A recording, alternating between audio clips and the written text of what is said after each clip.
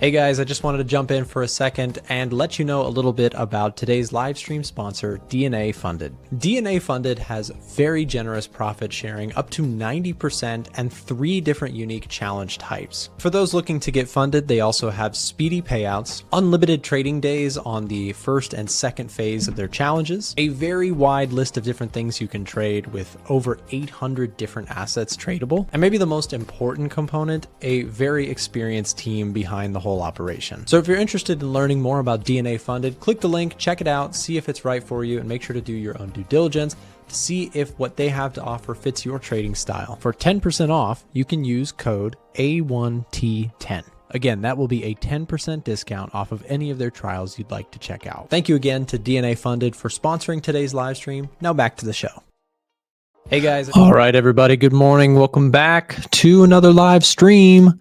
We are kicking off the week. Got some news to go through, some stuff that happened over the weekend, of course, and just kind of continuing to watch this kind of silver idea that I've had. Metals starting out okay this week. Stocks are in the green as well, but it's, kind of take it with a grain of salt. We had a big sell-off across the board on Friday.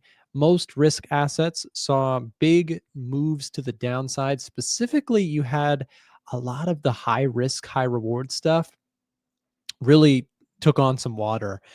Specifically, like if you're thinking about some of the stocks that have done really well recently, like here's Walmart down another 0.5% today, but down pretty good from those 105 level highs down to $94 a share or so. You had Tesla, big, kind of risk on stock. Has been trading lower here recently. Some of the Mag 7 stuff, Apple has actually held up pretty well, but most of the other ones down here on Friday pretty good. There's Microsoft. Let's take a look at Nvidia. Nvidia bouncing back a little bit today, but of course partook in the Friday sell-off that we saw. Mostly a lot of the stuff that got hit the hardest was the Russell. Russell, by the way, is kind of in correction territory at this point. We saw at one point on Friday down 11.3% for the Russell. So, stocks are having a little bit of trouble here in 2025 so far.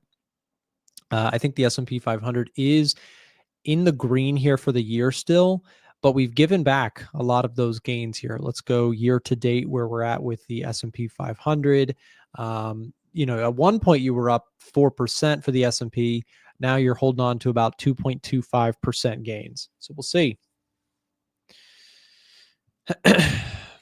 I just blew my account of $2,500. I was selling gold, just averaging from morning, now got blown.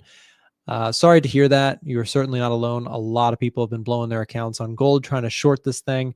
It's been a upward rally that just seems to not want to quit. Personally, I wouldn't be surprised if it keeps going. This thing is really, really strong. I'm a buyer if it dips, but personally don't think that trying to call the top on this is a very wise decision. Of course, I feel for you if you've been blowing accounts or really struggling in this market. A lot of people are. A lot of people, unfortunately, get caught up trying to short rallies. Right? This is a momentum uptrend. This is a really strong upward trend, and trying to short this thing is inherently very difficult.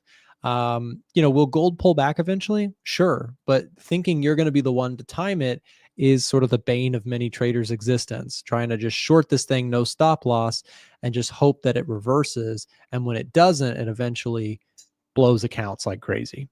It's very, very common. I have been doing this trading thing since 2018 on YouTube. And since 2016, 2017, I started looking at the markets more seriously.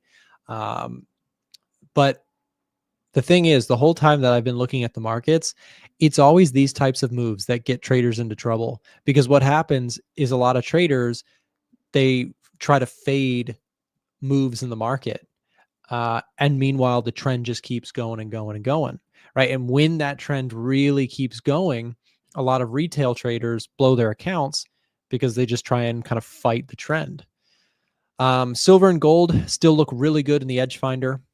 This is a current position for me. I'm still long silver. Gold looking bullish as well. Would be interested in a pullback. The DAX also looks really interesting. We had election results on Sunday. A little bit of de-risking on the DAX here. We can just take a quick look at German 40. Up 1.13% here. Was up a little bit more than that at one point, fading slightly into that kind of jump in the opening hours of the market. But the DAX looks really strong. I do favor the DAX to the upside if we do get a larger pullback. It's got a good bullish reading here for me on the Edge Finder, which keeps me interested. And then you've also got the FTSE, the UK 100, some pound crosses, pound dollar, pound Swiss, pound CAD, pound New Zealand, and then gold and silver, both of which I like quite a bit. Yeah, I mean, here's the thing.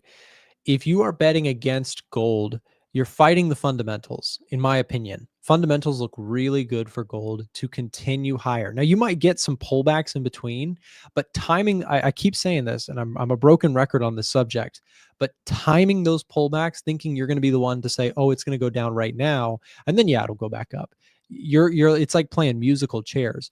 Whereas if you're just looking for bullish setups that make good logical sense and you're managing risk appropriately, I think that the setup just looks, it's been hard to mess up longs on gold here recently and very easy to mess up shorts. Very easy to mess up shorts. If you shorted right there, there was like little to no chance to get out of that trade if you were just holding no stop loss, right? And a lot of people are doing that. A lot of people are saying, gold's got to pull back. It's gone too far. It's got to come down. And the thing is, it doesn't have to do that. It can keep going. It can keep going and going and going as it's already been going and going and going, right? So could it pull back? Sure. Maybe we get a pullback this week, but I would be a buyer of that pullback, not a seller. Still holding silver? I am. Yep. Still in silver. As long as the Edge Finder is giving me bullish readings on silver and gold, I will probably be buying aggressively on dips. And when I say aggressively, I do not mean sizing wise. My sizing will still remain small as always. But when I say aggressively, what I mean by that is any even, kind of retracement to like this level, that would probably be a buy for me on gold. I'd also be interested in trying here. So let's say I take a long position here and it doesn't work out and I stop out. No problem. Next entry attempt would be probably at these previous all-time highs. I like that a lot for a possible long. So as long as I have Edge Finder confirmation, I'll continue to like that.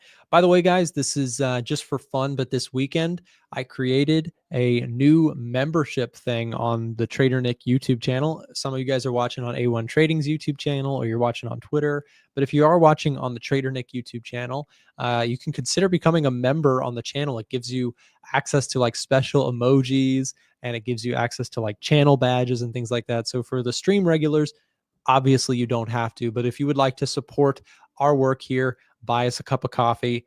You could become a channel member for just a couple dollars a month and support our work. We really appreciate it. You don't have to do it at all, but I built that this weekend for those who are interested in getting some cool badges next to their name just to stand out in the crowd. So if I'm looking at the S&P, we're going to have to see how this candle reacts. Here's the story here recently for stocks. When you get these big down days, what happens? Typically, the market goes back up. Big move down, jostles around, and then starts going back up. Big move down, came right back up. Gapped down, just pile drived higher. So that's the story here recently. So I think the path of least resistance, most likely, I think you get a bounce on stocks if the price action perspective or price action pattern remains, right? Anytime you're getting these big moves down, rarely do you see follow through. Here was follow through, but mostly you're seeing moves down followed by sharp moves back up. 1 or 2 days really seems like all you're getting. 2 days there and then back up. 2 days there, back up. Couple days there, back up. 2 real selling days kind of there and then back up. So I do want to add though, that I think the financial conditions for the market are kind of changing. I don't think I made a long video on Sunday talking about my thoughts on this. We had big slides to the downside, right? But I think it's on pretty good reasoning. We're getting some concerns that growth is starting to slow in the United States. whether it be tariff concerns or what have you, consumer sentiment on Friday was terrible. Inflation outlook is not good. So you bring that into your kind of perspective as a trader in the economic heat map. You pull up your economic heat map and you say, what are we working with? We're working with rising inflation and forecasts from key players in the economy giving us kind of a bleak outlook. And just a reminder, services PMI at 52.8 compared to 54.2, that's a miss in expectations for the services department or section of our economy. Services in the US make up like 70% of GDP. That's a big number. So services are a huge component to the US economy. And outlook for services really dwindled in our last services PMI. So to me, you're getting some stuff here that looks a little cautionary. The jobs market is also kind of showing some signs of slowing. JOLTS job openings came in at 7.6 million. And if we take a quick look at jobs openings, if we go JOLTS job openings for the US, and let's scroll out here. Let's go back a couple years, right? If we go back 3 years, you can see that JOLTS job openings have shown deterioration in hiring for some time. We've seen, with higher interest rates, that has been a kind of thing we're dealing with. Here's pre-pandemic, right? Pre-pandemic hiring was going crazy with a bunch of money printing that went on from the Fed. And then we've seen, kind of the opposite effect. We've seen job openings coming down here a good bit. I mean, we're back to levels that we have not seen since 2021. So I think job openings are signaling that, not necessarily that, that the economy is going to crash or anything like that, but perhaps this idea of everything's going to be rosy and perfect in 2025 and the economy is going to rip. I think we need to see more evidence before we conclude that, because again, you're getting JOLTS job openings poor, or not poor, but trending lower and doesn't show any signs of stopping. The economic heat map mostly shows red. That's giving me the idea that, okay, I want to be cautious on US stocks. I want to be bullish on metals. I want to be cautious on the US dollar, right? In fact, I think the US dollar has room to continue lower. The US stock market just opened up, by the way. Let's take a look at how S&P 500 on the 5-minute chart. So big spike to the opening candle. I'm very curious to see how the stock market opens up today, because again, like I just said, the pattern has been big moves down followed by buyers rushing in to buy the dip. If you get a failure of those lows, I think we have potential to see a larger pullback for the S&P. By the way, this would give us from that all-time high down to this level, it's about a 5% pullback. I think that's very, very appropriate for the kind of wall of worry we're dealing with right now. That being said, the market sometimes will just do something crazy. We have a huge catalyst this week with Nvidia earnings on Friday. So if you're an index trader, Wednesday after the bell, likely to be a very big market mover. If you get really solid earnings from Nvidia, it still has the potential to ignite some excitement in the stock market world. So we'll see. I own some shares of Nvidia. I also have some options trades going on Nvidia. Momentum is pretty lackluster here. You're just getting a kind of a choppy range-bound market. Nvidia really hasn't moved very much in terms of gains since June of last year. So yeah, we'll see. By the way, if you guys are interested in trying out the Edge Finder for 30 days, which is our software which allows you to look at things like the U.S. economic heat map, sentiment indicators, we could also take a look at the commitment of traders data, see what institutional money was buying and selling this past week. We'll take a look at that in just a moment, actually. If you'd like to try out the Edge Finder, we'll drop a link here in the chat to try it out for 30 days. You can apply using this link here being dropped, fill out that quick application form, and then you'll get some information sent to you about what that trial looks like. So link is in the chat right now. And if you're watching this back at a later point, you can also find it linked in the description of this YouTube live stream video recording. And if you'd prefer to just go to our website, you can go to a1trading.com, and there's trial options on the website. So let's see what else we have. I wanted to take a look at the commitment of traders data, see what's going on here. So your biggest buys, biggest sells. Sometimes people ask, Nick, why don't you pay more attention to the net positioning? I do look at net positioning, uh, but you have to remember that net positioning is sort of a long-term indicator. These things move very gradually one way or the other. So, if you've actually been watching on the channel, gold has just been a huge net bullish position for years now. Now, that's great if you're more of an investor. Gold might have been an excellent thing to watch, according to the commitment of traders data. But a lot of you guys are probably more on the trading side, right? Swing trading, day trading, scalping, etc. That's where I think this section is a little bit more interesting to you. The latest commitment of traders buys and sells. This shows you a calculated heat map of what institutional money really bought or sold recently. It's kind of like a exponential moving average rather than a simple moving average. You know how an exponential moving average pays more close attention to recent price? Well, same thing could be said kind of for this latest commitment of traders buys and sells table. This heat map will show you where money really moved into as of recently. And what I want to show you here is we've got a couple interesting things. They actually bought some US dollar, which I thought was interesting. Bought the Swiss franc, bought the CAD, bought the South African rand, and the Australian dollar. Bought a little bit of Russell. They bought silver, but then interestingly, they sold gold, sold S&P, sold NASDAQ, sold platinum, sold Dow. Quick summary would be mostly sells on US indices, which I think is interesting. A little bit of selling on gold. Actually, I mean, there was selling on gold, which is curious.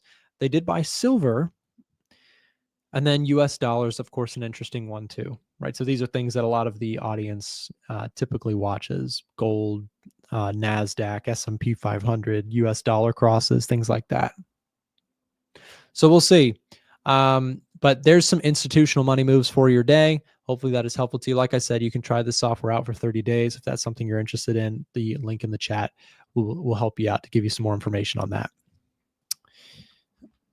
So yeah, we'll see. Look at that big reversal for metals here this morning. Silver down. Possible that it looks like I'm going to get trailed out of this position officially. Looks like we're going to get trailed out. So I've been in this trade for 1, 2, 3, 4, 5, 6, 7, 8, 9, 10 days. So 10 days long trade. Looking like if we break this support, which it's looking very likely, I will be taking profits on my silver position, in which case maybe I'll look for an opportunity to re-enter. Just depends how the candle closes today. If you get something like this, and then we kind of shoot back up in the afternoon, I don't mind re-entering if I can find the right setup.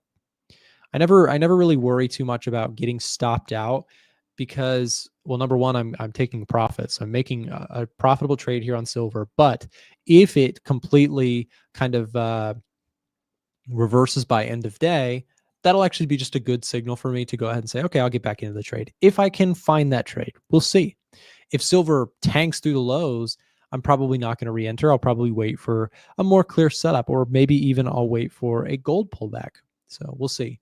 Stocks, look at this. Stocks also seeing a little bit of selling here this morning. Had a strong open to the week, and then look at this 15-minute candle kind of coming in aggressive to the downside. A little bit of selling happening on the indices here this morning.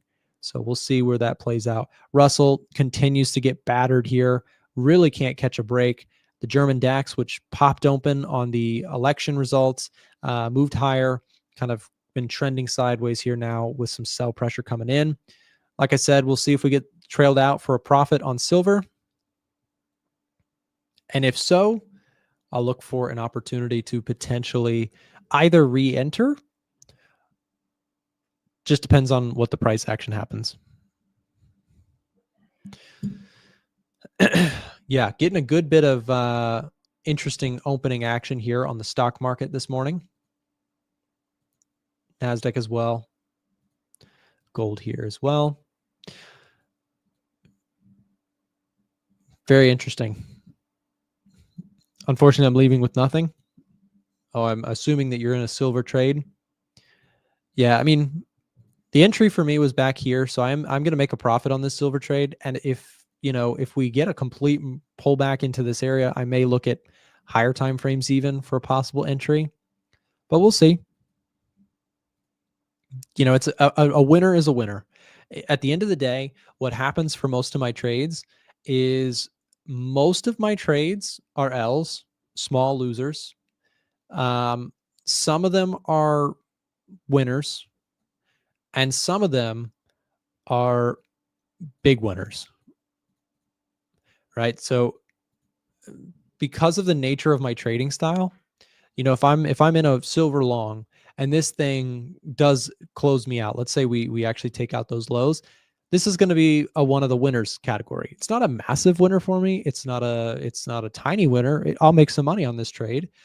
No matter what, I'm going to make money on the silver trade. That's a great spot to be in. I'm still potentially in the category of I could have a big winner. A big winner would look like this. We take out those highs. I trail stops further. I would say we're one kind of break through those highs again for this trade to become a big winner for me. Right now, it's a winner. We'll take a W if it breaks support, and we'll take a big winner. These are really simple, poor definitions, but yeah. Nick, it is a good time to enter gold. Jack, you should totally not be asking that in a live chat. No offense. I'm not trying to roast you or anything like that. But if you're asking people on a live stream, hey, should I enter now or should I sell now? Stop what you're doing and go sign up with Forex Tester. Use our promo code to support the stream. And do some back testing. Spend some time doing some back testing, right? If you're someone who's just looking for signals and you don't have a strategy that you've back tested and spent time learning and practicing and refining and demo testing and forward testing, if you haven't done that stuff, you're most likely just going to lose money in the end in your trading. You're treating it with no respect. You're going to get no respect type results. The market's not going to respect you if you don't respect it. So I highly, highly recommend that if we're looking at gold here, I can't give you the answer of what's going to happen in the market. I don't know, right? I have educated guesses, but more important than my educated guesses, I have a system in place to do something if it works out or if it goes against me. So let's just say I like silver at the support level. Gold at the support level. Me liking gold at that support level is not a holy grail. Oh my gosh, that level should hold and I'll make a bunch of money. No, what's the key is understanding, well, why do I like gold to the upside? Ask the questions that we always talk about on this channel. Why, when, and how much, right? So when we talk about gold, why do I like gold bullish? Well, it's because the economic heat map is showing some contraction in the US economy compared to analyst forecasts.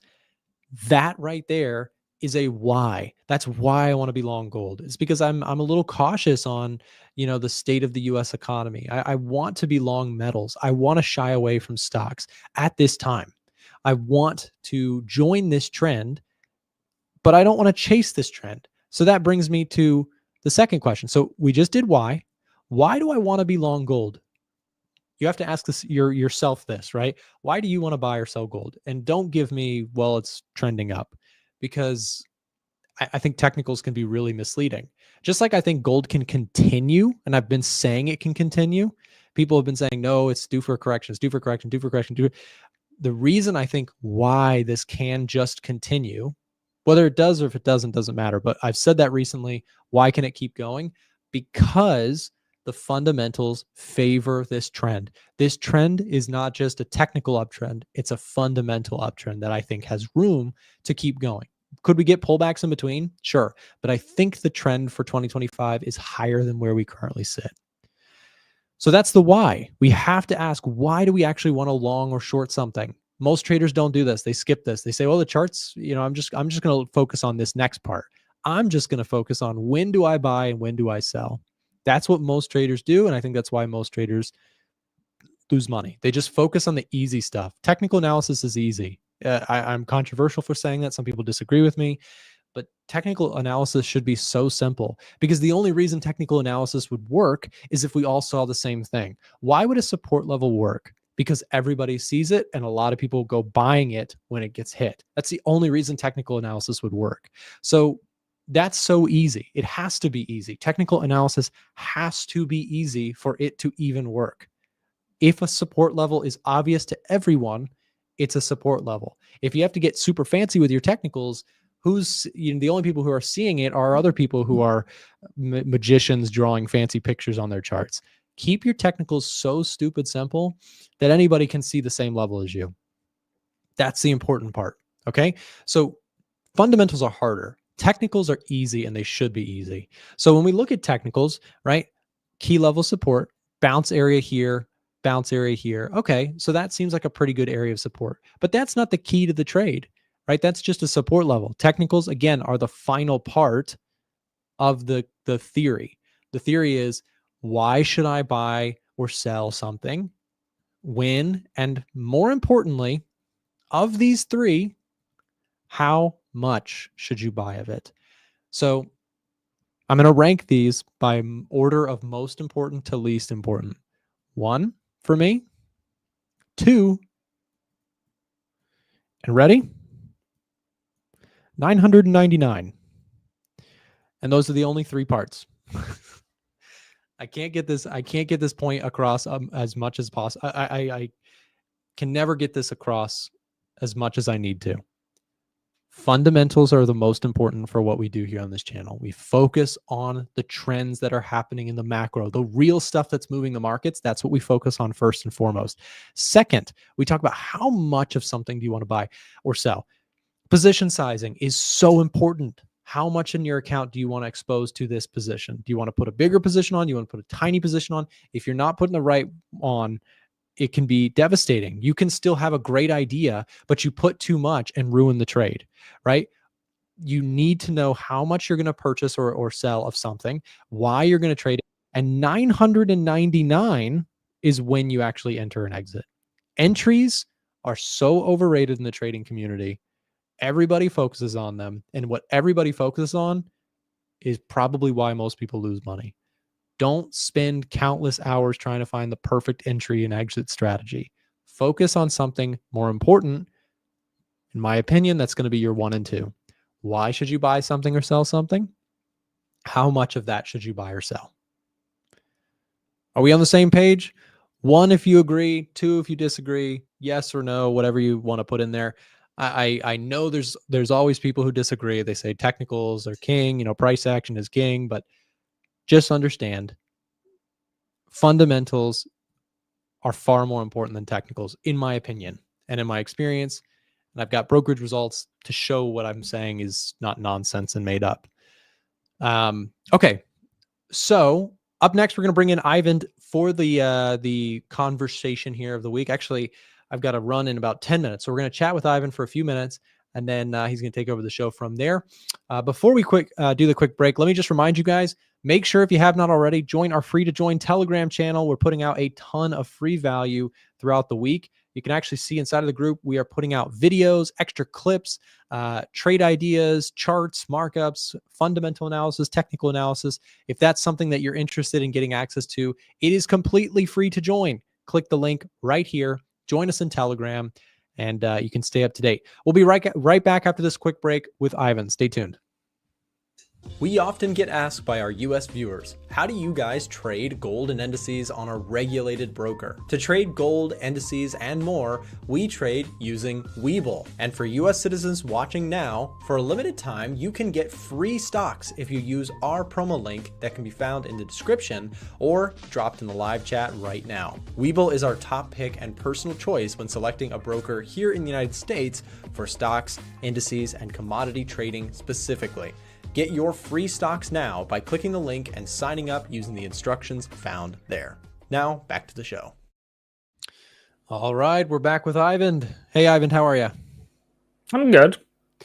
And it's good to have you back. Every Monday, we bring in the big weapons. We've got Ivan to discuss some fundamentals. Ivan, what's on the radar for you this week? What are you watching? What are you looking at? You are so wrong. You are so wrong. Nobody came here to tell you you're wrong. Okay? But you're wrong. Whatever you said, wrong. Okay. I'll accept it. That's why there's a marketplace. There's buyers and sellers.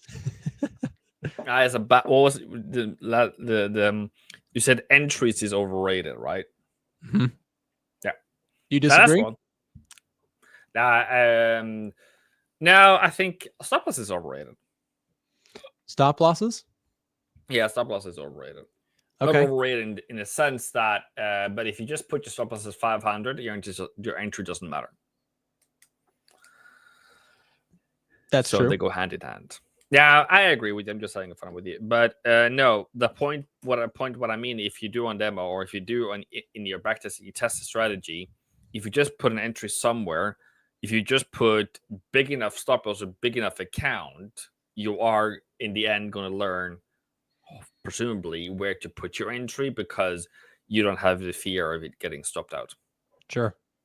Yeah, no, that makes sense. And I think that's the thing is like the bigger idea is yes, entries do matter. I think the problem for a lot of traders is how much emphasis they put on getting the perfect timed entry. But I would actually say that your stop loss is more important, right? Like, or where you're going to control risk, where you're going to close out. I would say exits are far more important than entries.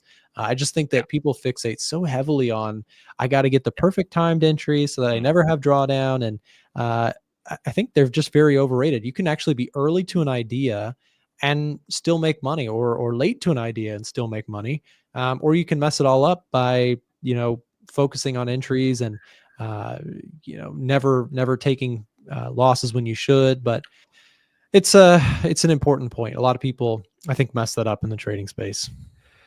Yeah. Also, my point, if you do like we do to Donald Trump lately, when you drill down something and you try to understand what is a real message, the real message is take the emotions out of your trading, go back to real data. What does the data tell you? Does the data tell you that you should be looking for an entry short on your dollar? Mm-hmm. And when, like, what conditions are you supposed to be getting? Because if you shorted your dollar at the bottom, you're probably still in it with a 500 pip stop loss. Mm-hmm. But my point with it is that your best entry? Sure. Or is it a better entry, at least for my theory and what I do is it better to look for, okay, where the trend starts? And when the trend starts, for me, I can get stopped out. I can be stopped out here. Was it worth it to have like 50 pips stop loss, 70 pips stop loss? If I lost all of that, it's a lot about opportunity cost. And that's kind of what I was trying to say. Yeah, that's a good point. And I like the way you said that too. You start out with kind of going to the drawing board and saying, am I supposed to be in short positions at all for euro US dollar? Right? That's kind of the point that I was getting at, is like, do entries and exits play a role? Of course they do, but they should come after the question, should you be in a euro dollar short at all? Right? If you're supposed to, then you can start looking for better entries, where you're going to close out the trade if you're wrong, how you're going to manage your risk, your position sizing, all that stuff. Is also important, but just knowing, am I supposed to be in a short, yes or no, gives you a nice starting point to really build the rest of the trade around. Back to your question, you said, what do I look at? I have looked at. I'm still in. I don't know. Did I do something? Oh, okay, there we are. I'm still in my euro dollar short from 19th of February. So I've been in serious drawdown. I am by what do you call it, luckily still in, and now I'm bracket break even. Wow. So yeah. Well, hey, congrats on the move back to break even. And I think you may be onto something with the euro dollar shorts. I mean, euro definitely seeing serious lackluster growth. So we'll see what happens with that. It really depends on what happens next with the U.S. jobs data. I feel like that's the next kind of big play for U.S. dollars. How does the jobs data fall? Which we get, of course, in the first week of March. Comes up real soon. So kind of looking forward to jobs data, see what that brings for US dollar. Ivan, I hate to leave you early, but I have a call that I have to do. So can you take over the stream? Can you be the big stream boss? Sorry, my alarm's going off. For how long? Tomorrow? Minutes, 15 minutes. Okay. 15. Okay, I thought it was supposed to be 20, but okay, cool. Well, I guess it's technically 19. Till tomorrow. Yeah, if you could just stay live until next week, that would be great. Okay, Ivan, you've got the show from here, guys. Make sure to check out Ivan's YouTube channel. We'll drop the link here in the chat. Take a second to subscribe to him if you have not already. And with that said, Ivan, I'm going to back out. You got the stream from here. Thank you very much. Thanks, man. See ya.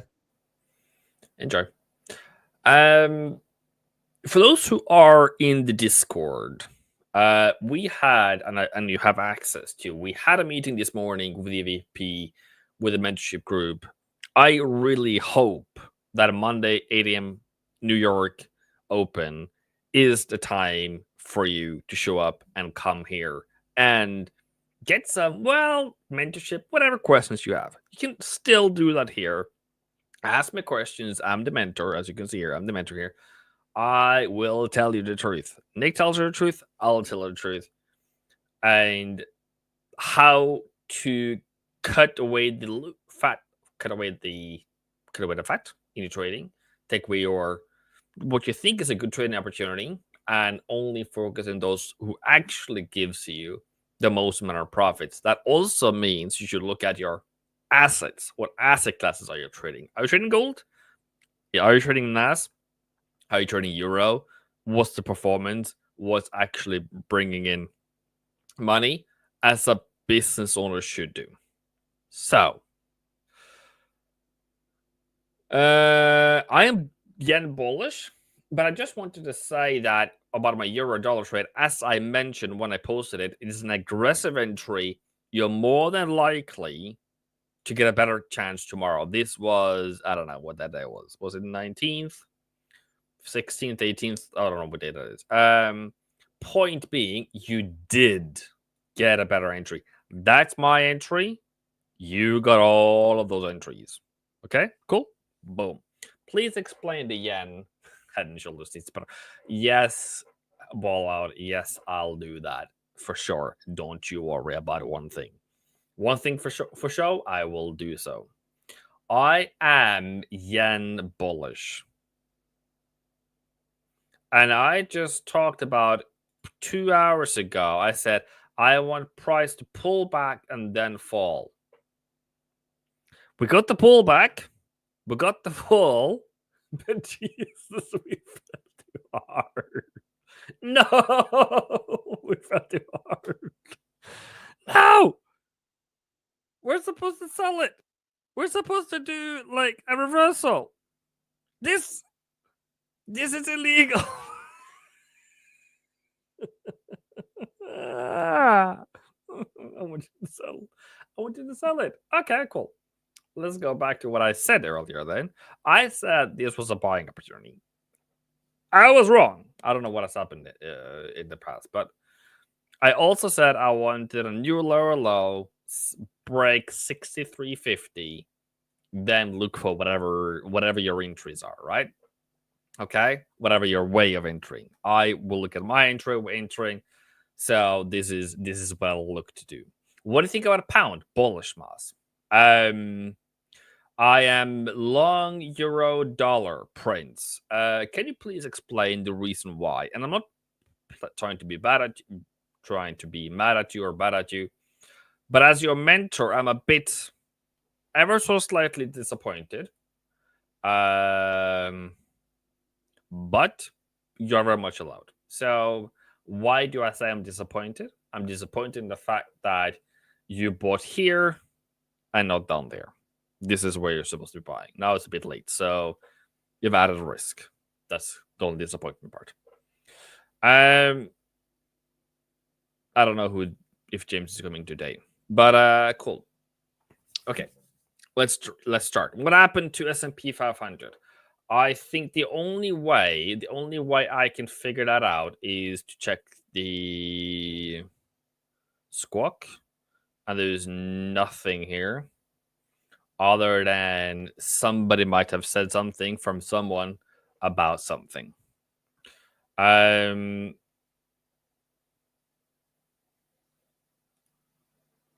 reason for why it fell has to be that the market is pricing in something from Friday.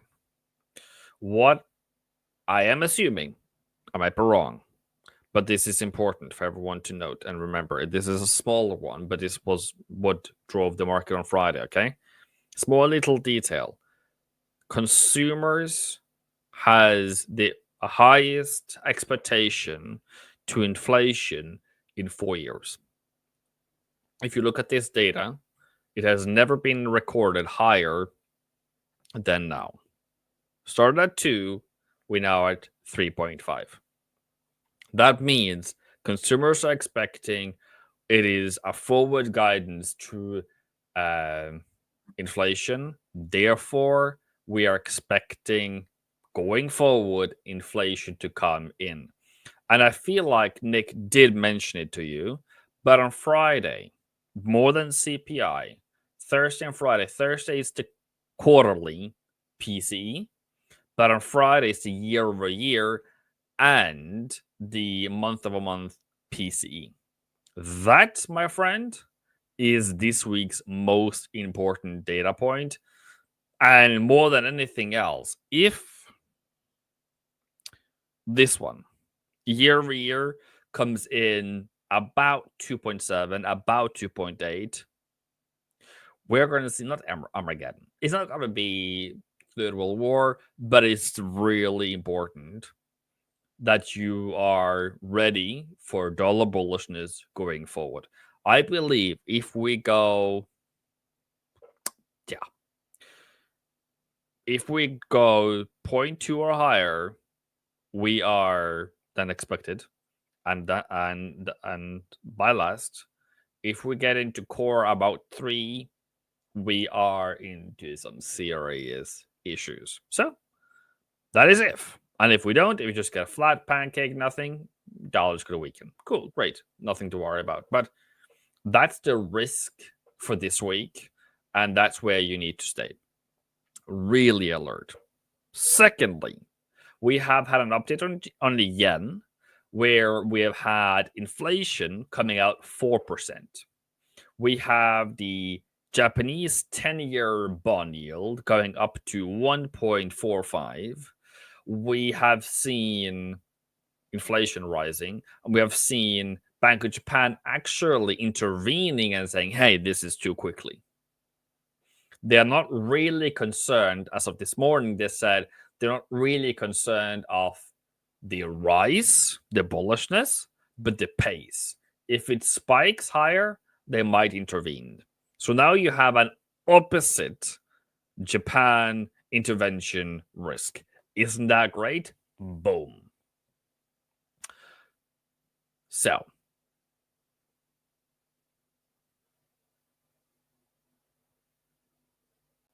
Ulu says, please tell your fundamental breakdown on my dollar bullishness. I think it's really easy. All right. I think it's really easy. Number one, consumers are expecting inflation to rise. If you go to the US heat map, you see core CPI is at 3%. PPI is at 3.5%, higher than 3.2. You are seeing core PCE at 2.8. You are seeing unemployment falling, which is again coming in a bit stronger, meaning there's more money in the economy, or people have more money to spend in the economy. We still have NFP at above 100,000 on average a month. We have services PMI at 52, though it was down from 54, but it's still above 50. So in my world, with inflation ever so slightly picking up, with inflation picking up, with GDP growth at 2.3, which again is above my goal, at least at 2%. We were 2.7, though this is just previous. And with Trump coming in, and for February, we're going to see in March how February inflation numbers comes, how the tariffs have impacted the market. That's going to be a core thing. So First one out is PCE. Why do I care about PCE?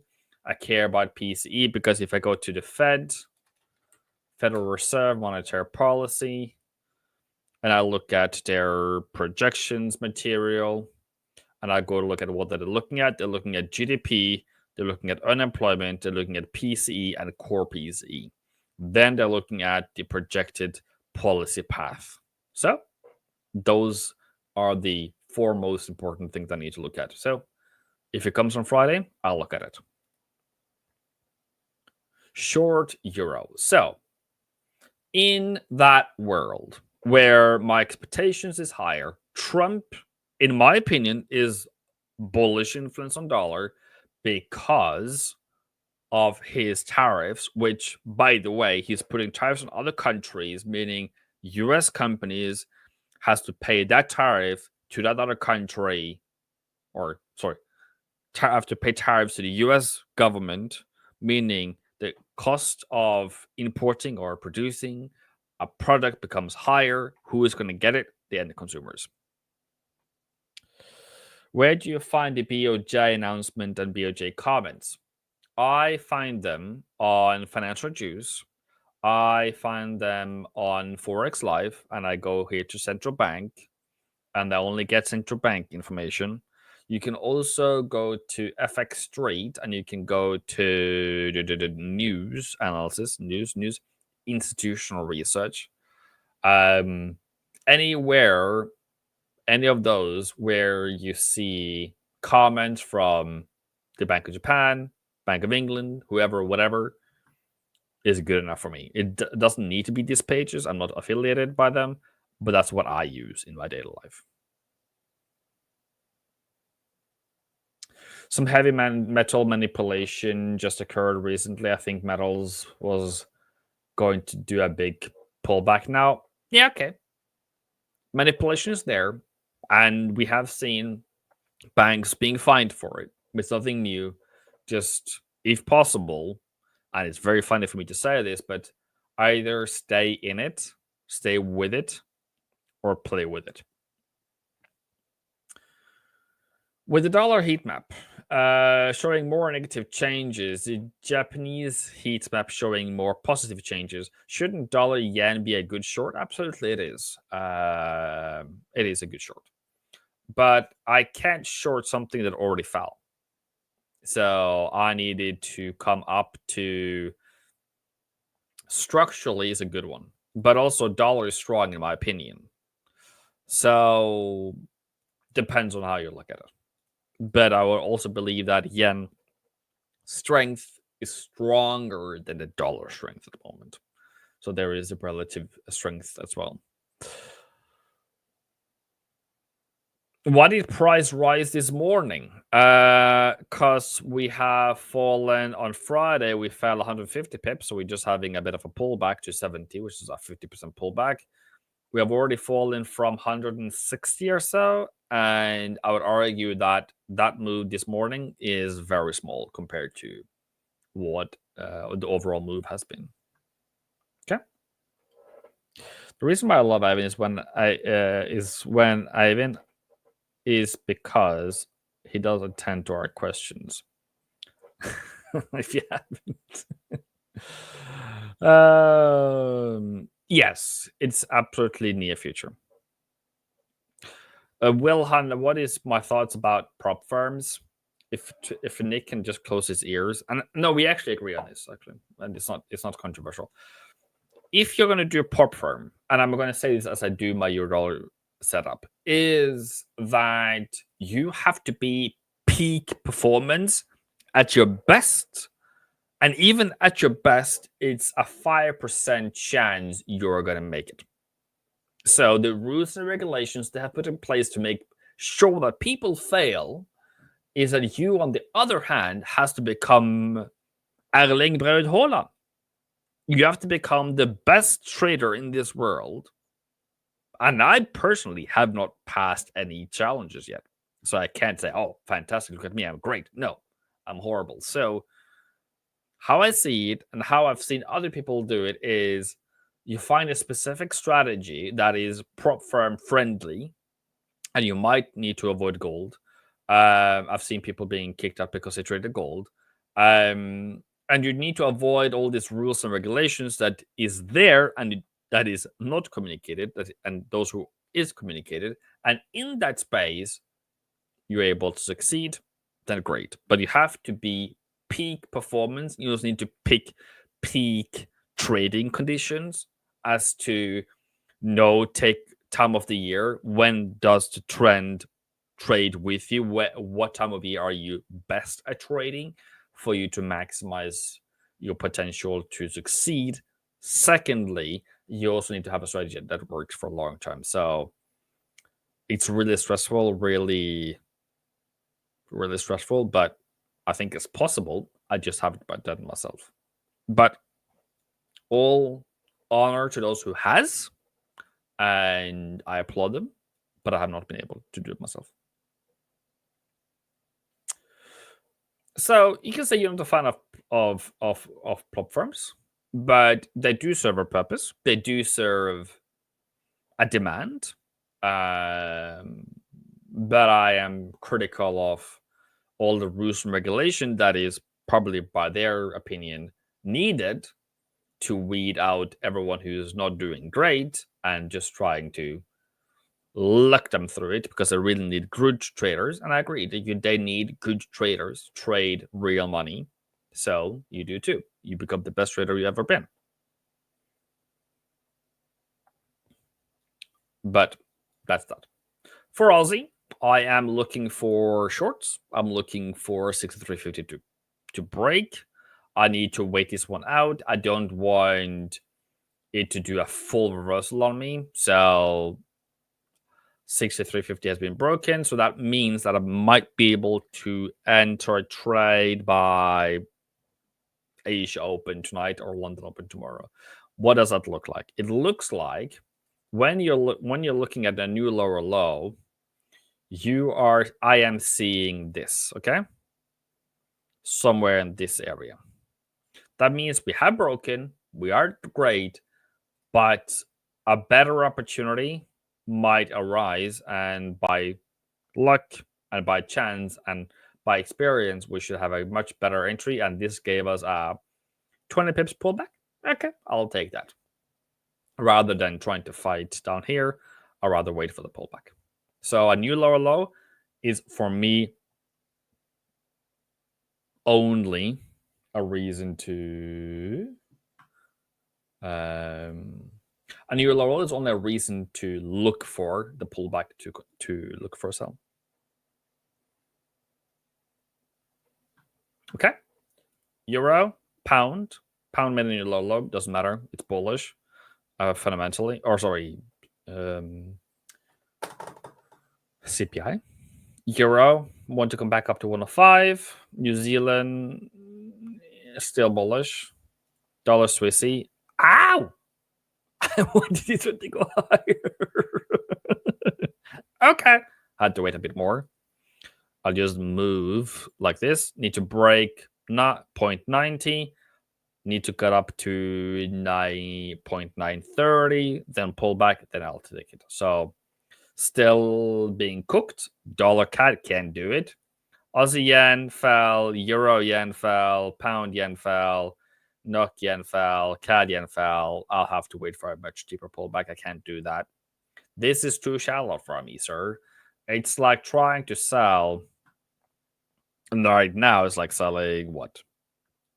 Can it potentially be like this? But nope. I'm not fighting the bottoms. So I wanted something in that direction. So if I not get it, I'll not take it. Euro, pound, New Zealand, dollar, yen. And again, dollar, yen is not really my greatest trade. Gold, somebody said manipulation. I'll say, cool, great. Trade with it. Have a great day with it. And why am I yen bullish? Because CPI has gone to 4%. We are pricing in rate hikes, and Bank of Japan is agreeing with and wanting the yen strength, at least for a long time. Maybe they don't agree with it anymore. But on the flip side, they're spending 43 1,000 trillion on bond buying a month. So that's like hiking, make the economy cool, but then buy bonds, which makes the economy hotter. So they hike to cool, and they buy bonds to heat up. So I don't know what they're doing. I don't know if they do what they're doing. Someone said no, Ivan. All right, cool. I will say yes, Ivan. We can't trade manipulation, and we get manipulated. Self-subordination. Let me tell you what I mean. Okay? Let me tell you. I'll tell you what I mean. If you are here and you expect manipulation down to whatever that level is, you are then going to be ready. I have previously been trading that as a buy opportunity, and that's my stop loss. Okay, so if you call that manipulation, if you call that, oh, they hit my stop loss, or they took me, oh, blah, blah, blah, blah, blah, blah. My point with it is, yes, acknowledge the manipulation, but then you should not be in a trade there, because that's not a good setup. It always loses. It always hits stop loss. Okay, wait for the return. Wait for the new higher high. Wait for the pullback.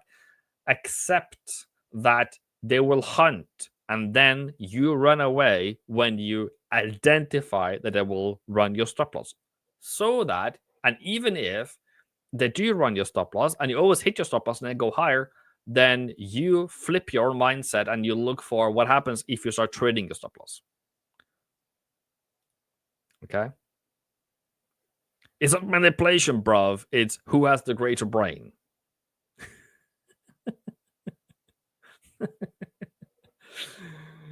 That's all right. So that was the last for me. Yes,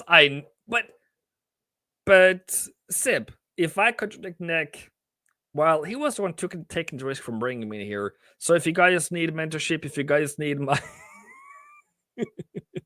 if you need my opinion, if you want me to look at your trading setup before you take it or whatever, make you think at least twice or three times about what setup you take, I'm here for you.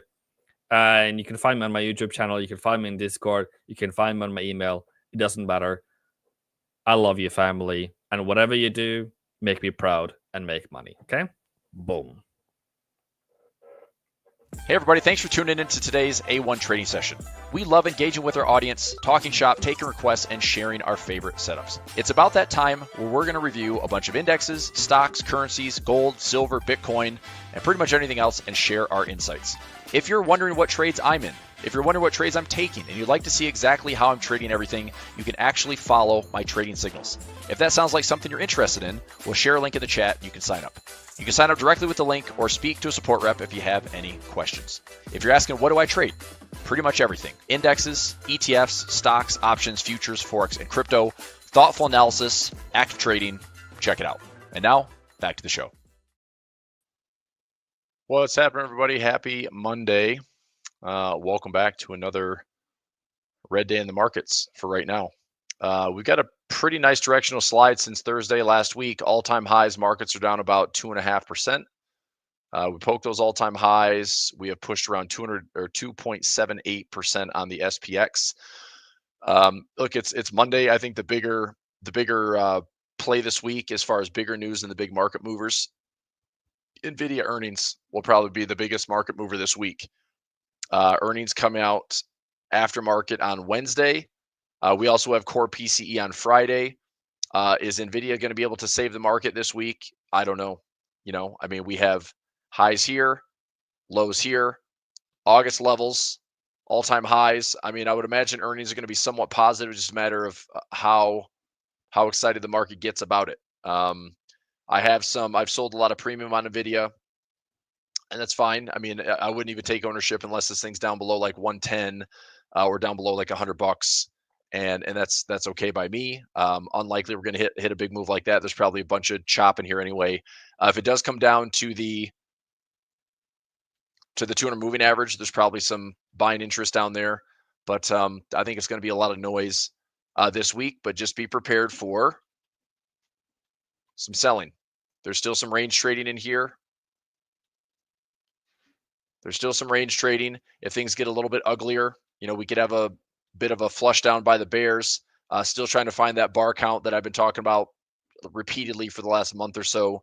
SPX has a big bar count, anything S&P related. S&P, XSP, same thing. That's the micro version of the cash settled index.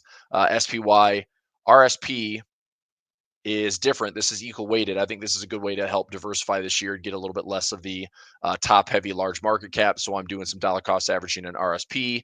ES also has a nice bar count, and this is why I'm hedging on ES and MES.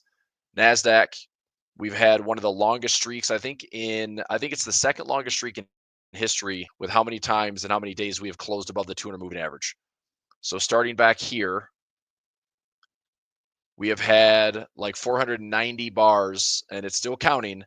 I know that we've tested. So we tested the low, but we have closed above it's a ton of bars. So I think the only time in history that it's been bigger or a longer stretch was like 2016, and it was like a 560, 570 day stretch. I will get that exact number here. Just give me a second. Let me find that bar count.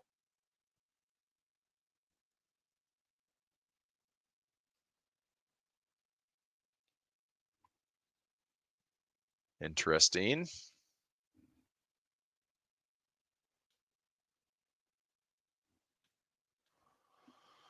Okay, let's see here. Housing affordability, it's crap.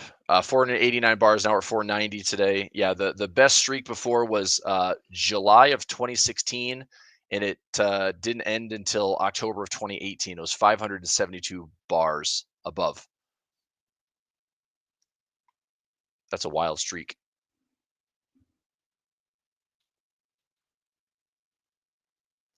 So anyway, it puts it in the same territory as why I'm looking for corrections. Okay. I think what gets a little bit scarier would be this. And again, this isn't to be doom and gloom. This would be scarier to me. This is a 5 period. This is a 5 period yearly chart. 5 period yearly time frame. If you go back to a yearly chart, you'll see that this gets tested more often than it is not, like every couple of years. The last time it was tested, you can see, was the bottom in 2022. Here we are trading through, it's 2025, right? This is the one thing that'd be a little, look at the blue line. So it offers up some pretty solid dynamic support. Yes, that was during COVID, offered support.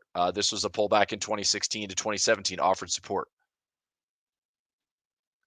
This is a pullback in 2011. That's a long streak. 2011 all the way into like 2015, 2016, right? So I mean, it doesn't have to pull back within a couple of years, but what we have seen, especially since 2018, 2016, pulled back in 2018, very close to it, pulled down and hit it in 2020, pulled back and hit it in 2022. Now we're 2+ years stretched away. So we are now 2 years away from that bottom in October 2022. So if things got really nasty, well, if you have cash, this is a good buying opportunity. Previous resistance as well as a yearly support level. I'm looking at this as a flush down to the 200 moving average, maybe some wiggle room in here to dance around. But if things got really nasty, that pullback towards 4,800 would feel absolutely awful, because that would be a pullback of around 22%. And on an index, that's going to feel like crap. So could that happen? Sure. Maybe. Doubtful. I mean, I'm still pretty optimistic as far as being a cautious bull. I think even a correction and flush down, I think the 200 moving average is a good spot. The 144, the 200 moving average, looking to be directional in there. Looking to see if the market wants to buy the dip. Anything in here, looking to buy the dip. If it breaks that structure, then we're probably still going to have some type of like pullback, cap bounce, big head and shoulders pattern. Otherwise, I think this market just continues to find ways to dance around it here and possibly find a way to break these highs. Or if it rolls over on itself, that's when things get a little bit nastier. Because we don't know. It's like there's still so much time left in like, what's the Fed going to do? Are they going to cut rates? I mean, no. According to the Fed and the watch tool right now, nothing's going to happen until maybe July of this year. Now this is back to a higher percentage rate cut in June. So this has been jumping around a little bit, but looking like one cut in June and then maybe a cut in December. So now the fudge, dude, back on. So now it looks like two cuts again on the table. I mean, this tool is honestly like so stupid to watch because it changes all the time. It was only a couple weeks ago that it was like maybe a July cut and then nothing until sometime in like late 2026. Now it's like, the Fed's going to cut twice this year. Why? I have no idea. Why does it change? I mean, has their stance changed? Did Jerome Powell say something different? Has any Fed member said anything different? It's all data dependent. So we're still going to have to wait and see, like, okay, core PCE. So if you go quarterly, let's see here, index annual change. Here's your core PCE at 2.8. You got the Fed funds rate still sitting here at 4.25 to 4.5. This is what's considered restrictive. So does core PCE go higher? Well, sure. If it goes higher, they're going to raise rates? Probably not. But if we start seeing inflation data ticking up higher, the Fed is backs against the wall. I don't think they can really cut with inflation data pointing higher and trending higher as it's been the last 4 or 5 months. So anyway, just saying, just be realistic on what the market, is capable of. Everyone wants to be bullish, and it's been a nice, easy 2-year run since the bottom of 2022. 2025 is obviously getting a little bit dicier. I'm cautiously bullish. I still think there's levels to pick up here on dips. I like the daily 144 and the 200 moving average. It gets a little bit nastier. I still like buy trades into like the 5,500 zone. So my SPX, if it came down to 5,500, I'm still pretty bullish. I'm going to be patient. I'm going to pick my battles and try to time it a little bit better, but that's a pretty severe line in the sand. Would I be hedged on the way down? Yep. And this is why I'm still hedged. And I think this is an important thing to have in your portfolio. I posted these in the pulver alerts, but I do have some hedges. And so far, they are looking okay. So this is a hedge here. Hedge, hedge, hedge. And so far, the hedges are okay. Up $2,000, up $1,200, up $3,000. That's good. And I'm going to see if those will continue to grow. If price pushes down lower, then my hedges get better. On average, those are trades that set me up for around about a $500 risk to pay out roughly $2,000 in profit. Okay. And I've got about 3 of those in. So if I can walk away with, let's say $6,000 or $7,000 profit, it's not gonna wash away like all the pain. I mean, if we do come down here, I'm just trying to time it a little bit better where I alleviate some of the pain, withstand some of the drawdown, and then I can time myself a little bit of a bullish run. And if I get that timing right, and let's say that I am right technically, then this helps beef up the bottom line. So eventually when we do get back to all-time highs, or if we get back to all-time highs, then that 6 or 7K is then added back into the bottom line, and then I hit new highs in the portfolio. But again, we're like 3% off the highs, and already people are freaking out. There is so much more ugliness that can happen. And I what I don't know, and maybe the best thing to look at would be just a crazy out of the money hedge that's like dirt cheap. But if the option prices are just so bananas over the next like 30 to 60 days, maybe that's the cheapest way to play a hedge that costs next to nothing but pays a ridiculous amount. If I went to MES here, so this would be a micro futures. And if I want to go, let's say to April 30th or even into May, I'm going to go out 81 days and see like something dirt cheap. So if I buy an out of the money put, it's going to be inexpensive. Okay. The probability is extremely low But what is this one going to cost me? It's going to cost me $100. Okay. But if I'm out 60 days and we have this market, if this market drops aggressively over, I'd say the next 20 to 30 days, okay, over the next 20 to 30 days, then that $100 risk, let's say $115 risk, could possibly pay me, $500 to $1,000. Okay. Is the probability of that trade paying out high? No, it's actually a very low probability payout, but it's there if I need it. All right. So I think I might just throw that in as a, way out of the money. Cost me $115 max risk, and I'll keep an eye on this one. This is out 81 days. So I'd say realistically over the next like 20 to 30 days, if we have a big flush down, this should offer up a decent amount of profit. So I'm going to throw in about $230 of this one. And that's my max risk. See if I can get filled on this. Okay, so 23 is the buy, max risk $230. All right, just got filled on this one. So $23 got filled at $22.75. Okay, I'm going to throw this in for everyone here.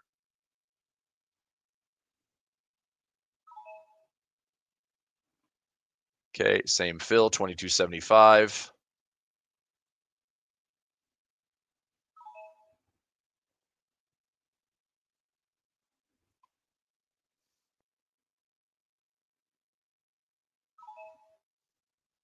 Okay, this will just take me a second.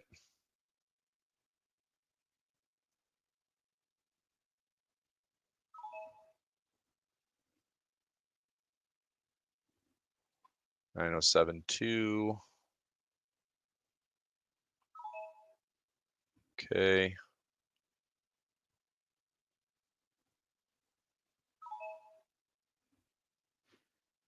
Wait.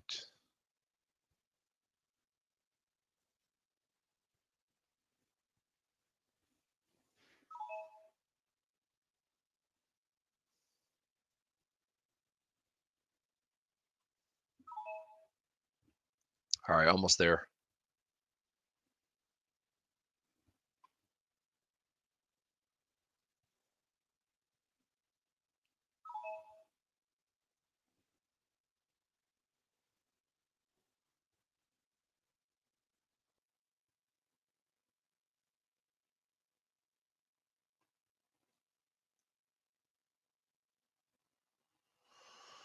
Okay. All right, so that just got filled. I'm going to add this into my tracker. So this is a out of the money hedge. This is MES. All accounts hedge. This is May 16 expiration. 5,000 put, $23 debit. Max risk of around $230.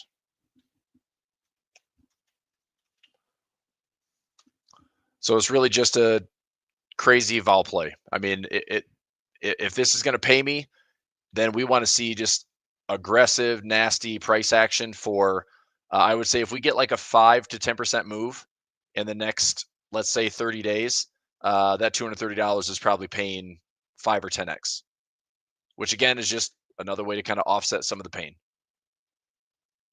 Okay, so the calculated risk is my dollar amount. I'm taking 2 contracts there. If I want to be a little bit more delta neutral, I probably should take more contracts, but it is also a low probability trade. So the higher positioning hedges for me is that 1/4% risk when I'm doing like the spread. So I buy a put and I sell a put. That pays me a decent amount, and I'll keep an eye on that. So, all right, so those hedges are in. Let's see what else. But just let me make this really clear. Levels I'm watching. A flush down to the 200 moving average, that would be a checkpoint where I'd be a little bit more of an eager bull. Okay, I like the timing of that. If we find that 200 moving average, I think the market would be interested to buy the dip. So it's that area. All right, if I can highlight this spot, it's right here. anything between this 200 moving average and this trend line that I have supported from these previous lows, that window to me is essentially looking for a V bottom. If the market gets really excited, it'd be a little bit more frustrating if it comes down and flushes lower, comes back up, comes back down, and then has to like wedge its way out and then grind higher. A V bottom would be a little bit easier to trade, obviously, for the timing, and that's what I'm going to try to position for. If it gets worse, and I just want us to be aware of this, if it gets worse, this is my big area 1. This would be my big area 2. Okay, so is it going to be painful? Yep, certainly less painful on the way down to 1 in a bounce. But if it came all the way down to 2 in a bounce, if we had a 20% correction, we're gonna hear bear market territory. We're gonna hear that we're in a bear market. Well, by the time you hear about it, it might already be there. So I mean, if I could buy something at a 20% discount index wise, that means I've got about a 30% up. Right? If we came down to this level, get back to these highs again, that's a 32% gain. Sign me up for that. Because if we go from 20% to 30%, 30% from 40%, I'll still just, again, try to survive the best I can. And eventually, when we come back to all-time highs, if it takes whatever, a year, 2, 3, that's still just positioning for the future, which is good. Wealth can be made if you are, looking out more than a day. If you look out on a 5 or 10 year horizon, it's pretty simple to stay bullish oriented, but it's not going to come without pain. And, we're about to see what this market's made of. But I still think the market is grinding. It's going to grind. If it rolls over, we just hope there's a bottom to buy. Corporate profits are still pretty good. Margins are high. Everyone's about this AI stuff. CapEx spending has been excessive. You could argue excessive, but you got to wonder if that is going to allow big tech to lead the way and I don't know, like make room for this infrastructure, even if it comes at short-term pain with layoffs and the markets have a reality check. Real economy versus Wall Street economy, very different, So anyway, all right, let's keep going. So top down, I'm going to take a look at XSP trading at 600. I'm looking at building in a buffer right here. XSP. So let me look at like in April, that's 52 days out. If I do a buffer here for a profit trap. Okay.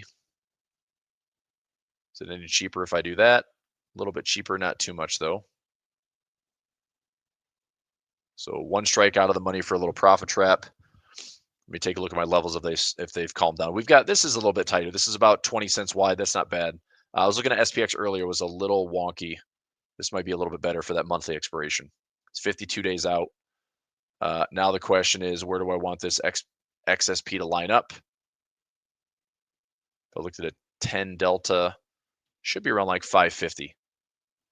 That's 570. I still like the 550 area.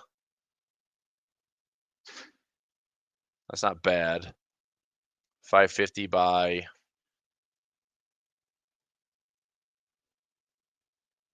okay, let's go by 550 by 30.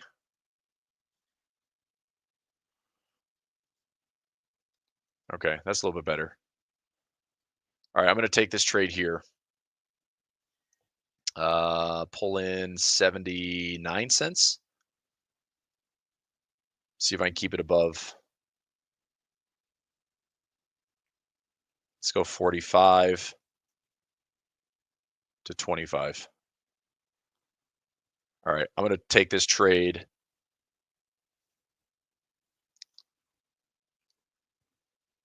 All right, so I got a profit trap.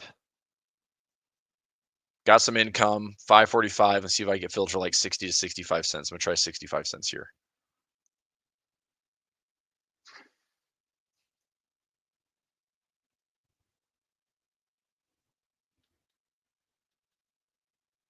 Survey says 65 not filling, 64, 63. I should be able to pull in over 60 cents here. 63, 62. All All right, 63 cents just got filled. Good. All right, so I'm going in there.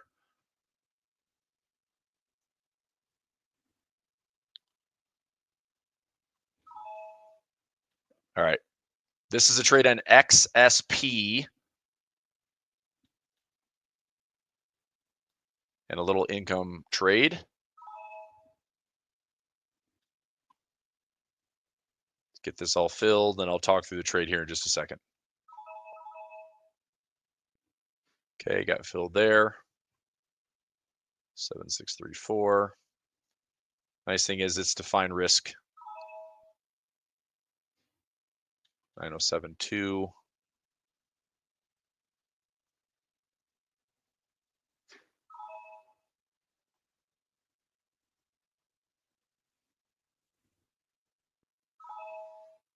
Very good.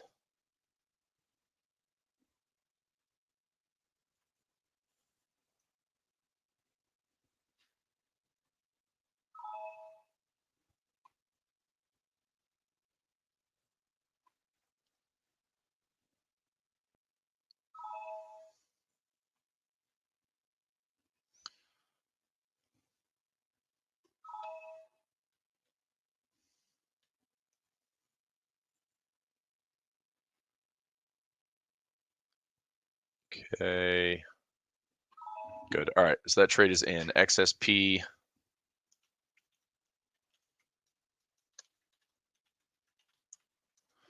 So that's a April 17 expiration. Buy the 598 put, sell the 597 put, and then the 545 put, and the 525 put. So pulled in 63 cents credit. So the way that trade works is got about a 94% chance of profit. Max profit would be a profit trap plus the credit. So $163 a contract would be my max profit. I'm risking 1837 with a low probability. I mean, there's no assignment risk. It's cash settled, but buying power only ties up about $950. So I'm willing to accept the risk. The odds of this thing coming down and closing below 545 would be 545 is here. Okay. So are we going to close below this in the next 40 days? To me, I say doubtful. So I still get 64 cents credit here. And if I'm right and we stay below this level, so I'm putting in a bear trap right here. So there's a $100 bonus and I still get my 64 cents. So if we're basically below current price, okay, but above this area right here, this is my profit zone. So I'll make this just a big box. So my profit is right there. This whole area is profit. Okay. So if we're higher, I get paid. If we're sideways, I get paid. If we're down, I get paid. If we're down a little bit, I get paid. If we're down a decent amount, I get paid. We'd have to have a pretty ugly correction where top to bottom, 545, we'd have to be down 11% in the index in the next 45 days.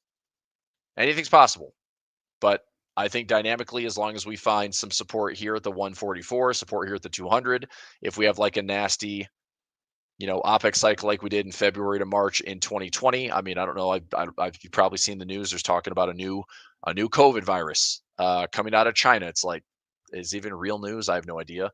But I'm pretty sure that if there was something like that, the market nor the world will react the same way. It'll be very different than what we saw back in 2020. Just my experience.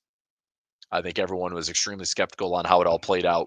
The whole world, governments. I don't know if the world has like another stimulus bazooka, but we know that's crazy inflationary.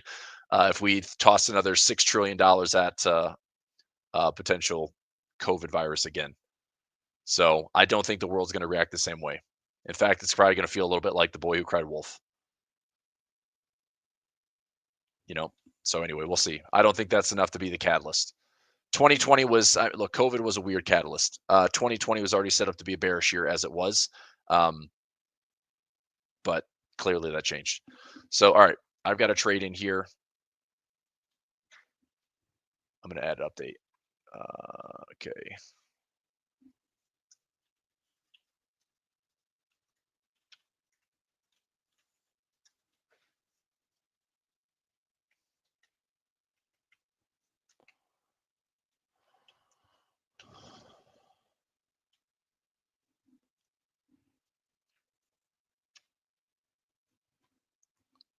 So that's one trade on XSP.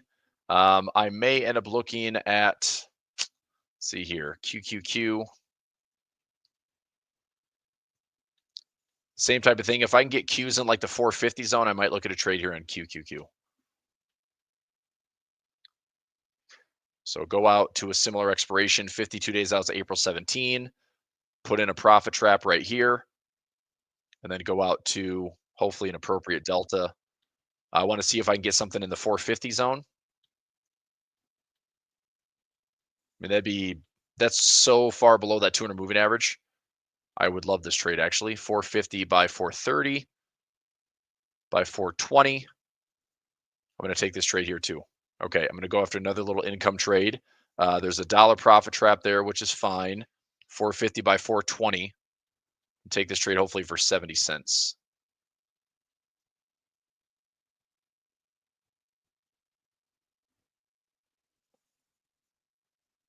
Actually, I'll go a little bit less buying power. 45 cents. Let's go up one strike.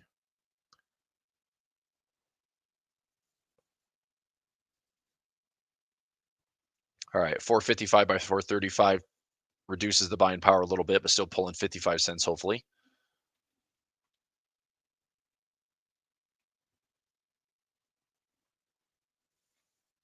$55 not filling, 54. As long as I get over 50 cents, I still like this trade. It's got filled at 53 cents. Okay. Going after another round of trades here.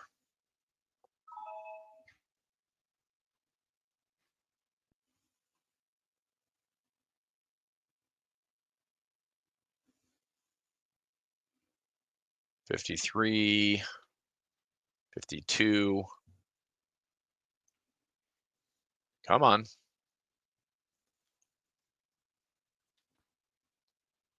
$51. $51, no problem.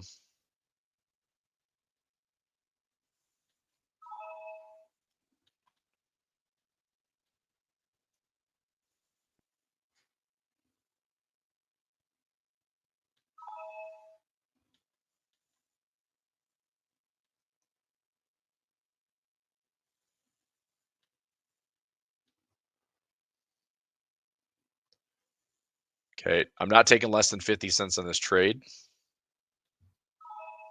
51 got filled, good.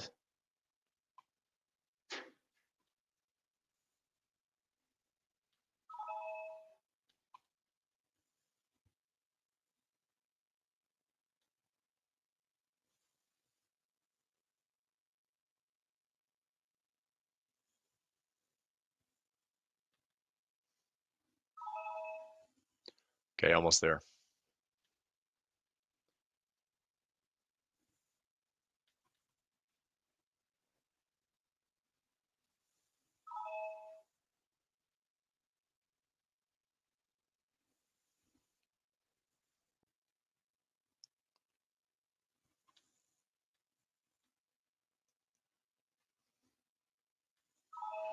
Okay, another trade.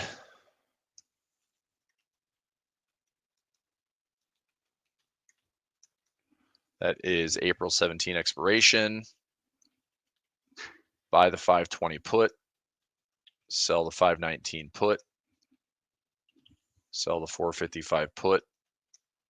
And buy the 435 put. Pulling in 50 cents credit.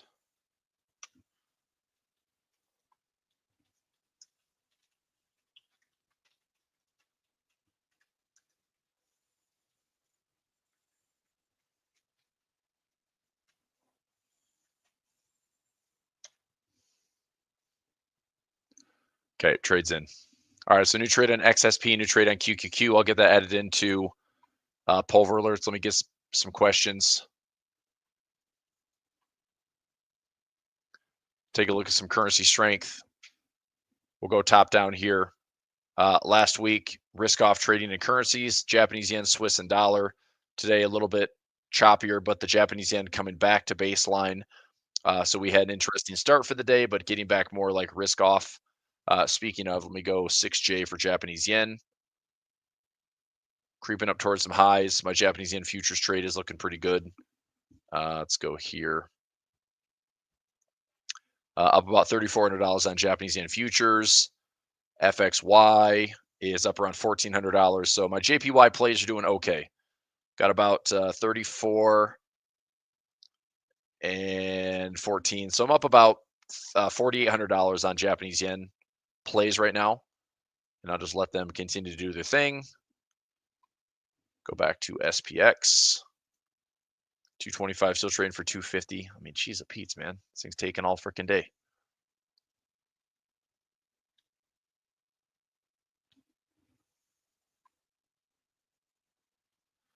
Okay, let's go top down. So we good on the buffers here. Major levels. So between your 144 200 moving average, if it gets a little bit nastier with volatility, potentially down into like the 5,500 zone, I still like that as my area 1 to bounce. Okay, so that's area 1. I'm looking to either trade a bunch of income trades like I'm doing here, income trades this way where I get a lot of forgiveness, or obviously like if I can time it, bull call spreads, credit spreads, debit spreads, even considering like a fancy ones like a back call ratio spread, which means I basically have unlimited profit potential. I just have a little bit of a dead zone, but like at that timing, I feel like the market could take off in a pretty big way. So if I'm going to get aggressive, it'd probably be that area with some call options that are reasonable. But spreads are like way easier because if I just put a line in the sand and I said, look, I think the market's putting in a low at 5,500. If for the rest of the year it does that, it's full profit, full profit, full profit. I can just do that over, if I did that on like 4 to 6 months of expirations, those would all pay. So if I took a, 0.5% risk in each one over the course of 4 to 6 months, I could maybe beef my bottom line by, 2+%. I got to be right, but I feel like there'd be a, timing that'd be necessary. If we get a decent enough pullback, I'd be happy to see like a double-digit correction. Double-digit correction to me is probably a good opportunity to time this market to see if we can get back and revisit highs. I don't know how, I don't know what. I mean, this could be like the fastest, weirdest, we're down 10%, all of a sudden we're back up 5-10% net in 6 months. Who knows? Market cycles are going to just happen faster. I think that's the scary part about the downside is we can have like this nasty flush. If I timed it all right with my hedges, those will be fine.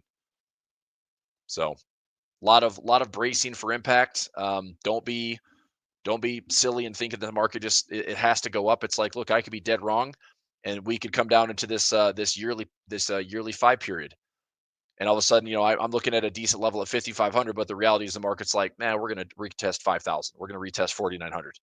Well, that's a lot more pain ahead. I don't know if that's going to be the case. Obviously, there's good support. There's good support here. There's good support here. Dynamically, there's good support here.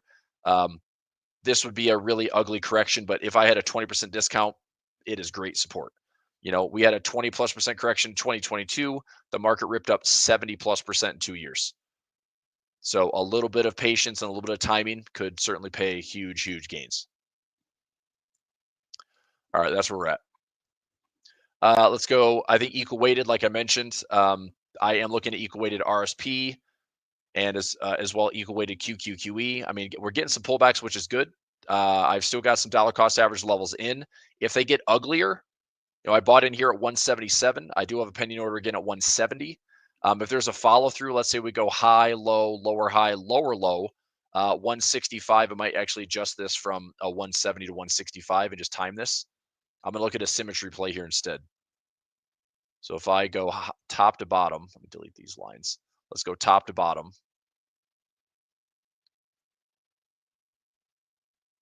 So something like that. And we form another lower high to lower low push. That's 160. I mean, 170 is right there. If we flush lower, I could look at like a D extension or something on a fib, probably in the 165s. But I still like buying this thing. I don't know. If you want to eliminate some of the volatility in the portfolio, I think equal weight's a good way to do it. This market cap high concentration stuff is part of the reason it kind of feels like the house of cards right now.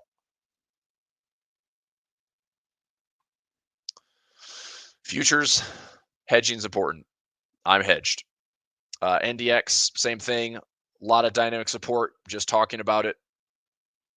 get scary if it's way worse, but I think this 144 to 200 moving average, it would feel awful to have a 9 to 10% flush, but I think it's something the market's probably healthier for if we get it. The Dow, same thing. We come down to the 200. This is another one I'm probably looking at. Yeah, I think I'm just going to pick up some dollar cost averaging. So a lot of chart alarms, checking those levels. Russell, this is why I haven't been crazy gung-ho on the Russell. I think there's still pretty strong support here. I just don't love that so many companies in the Russell are unprofitable. I'd rather buy IWI, to be honest. Come back into this area, put some dollar cost average levels in. So anything in like the 225 or less, I like IWI.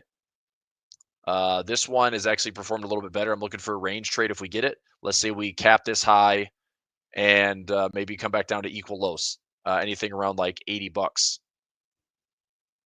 Might not be all that exciting, but to put in an allocation here around, let's say $79, we get back to the highs, that's an 8% move. For an index, that's pretty decent, pretty respectable. VIX 1-day versus VIX 30-day. What did I say last week? Okay. You are going to want to see volatility start to fade from here because we are only one ugly move away from having another outlier like we did August 5th and December 18th of last year.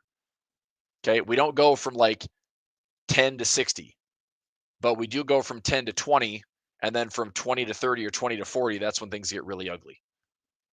So if this is a spot where volatility is a little bit contained, okay, fine. If it gets a little nastier, then sure, we might be having a conversation in the next week or two that perhaps volatility did make another crazy market move. Like this would be a Volmageddon all over again, just like it was here, just like it was here. So I don't know, just be careful. This market might do some really stupid stuff. If that is the case, if we have a big spike on the VIX, by the way, if the VIX spikes up to like 30 plus, number one, I'm selling a ton of premium. Number two, I'm throwing in ownership of SPXY. So it's a nice way to play. I mean, percentage wise, that was a nice little gain of just going long SPXY. That was up, 25%.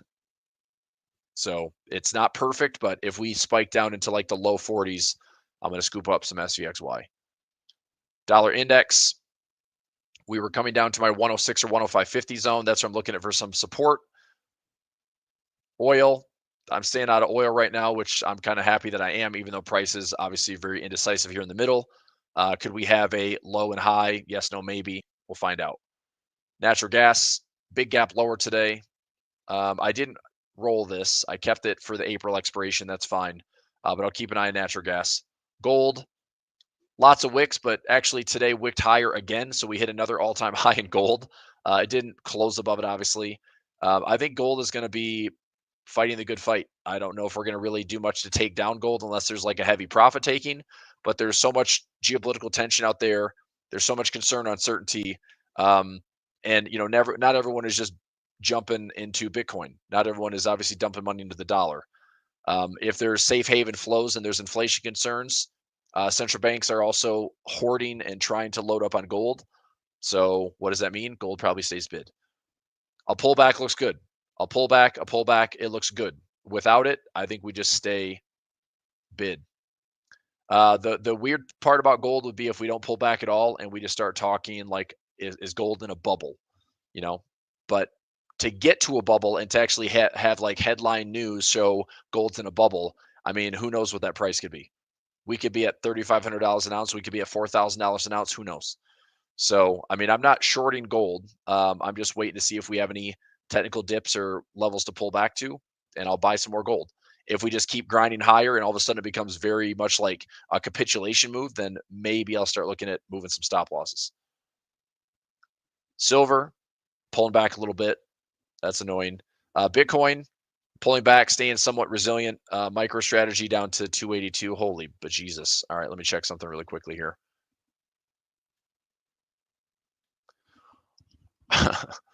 MicroStrategy. The good thing is my where's it at? MicroStrategy right here. 375, 310 by 240. Okay.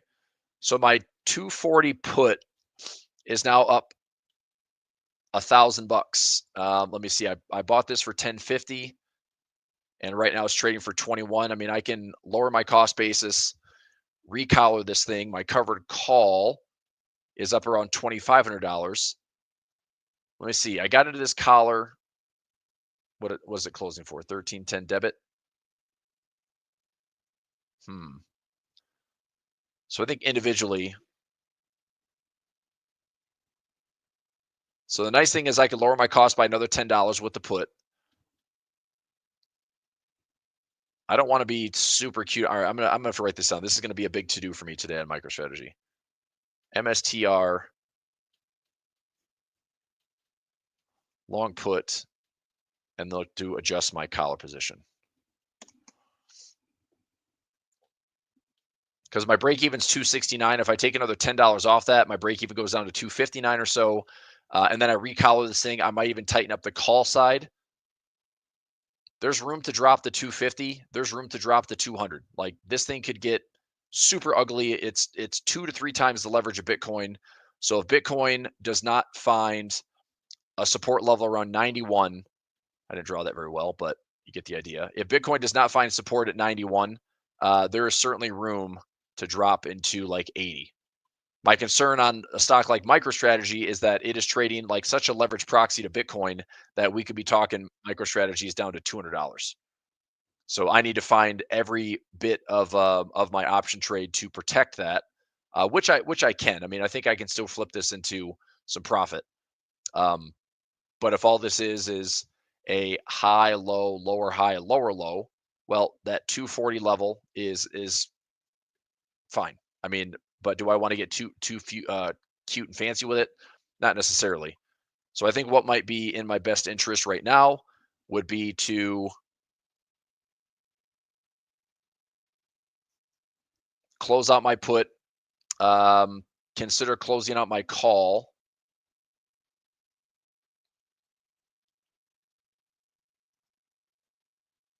What did I pull in on that call? So I pulled in $60 on the call, and right now it's trading for like 35. So I pull a little bit out of that. I can turn the collar into a positive trade.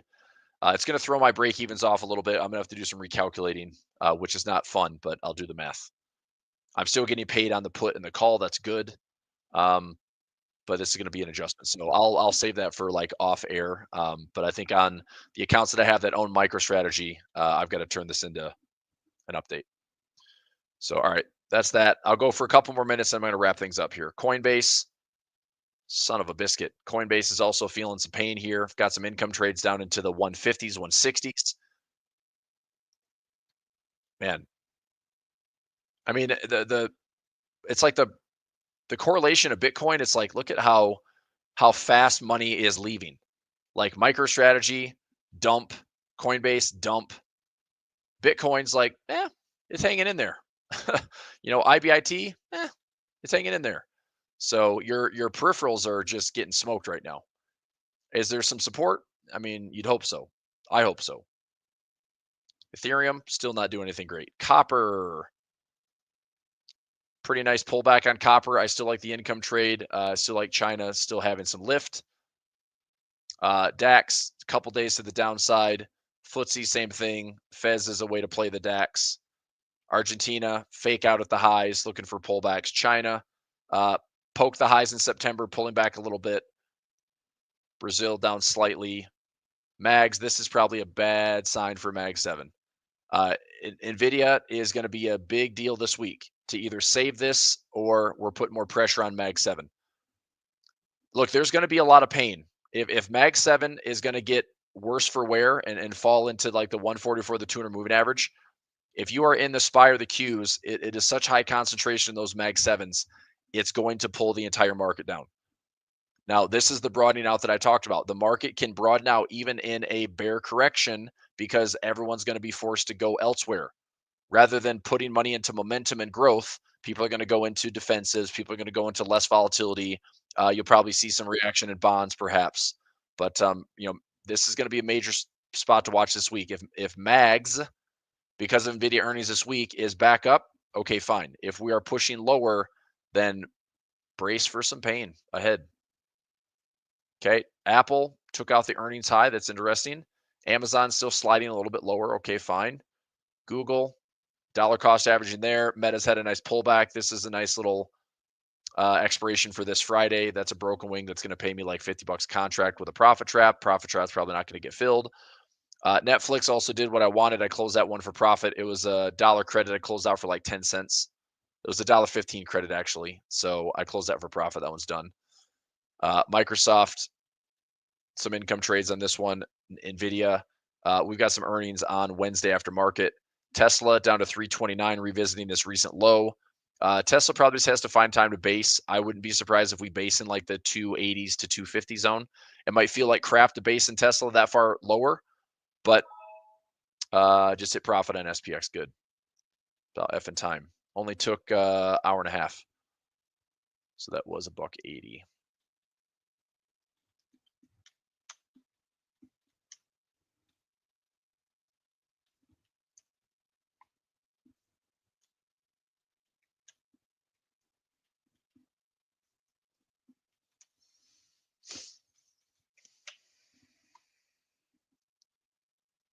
Okay, just have to do a quick update here.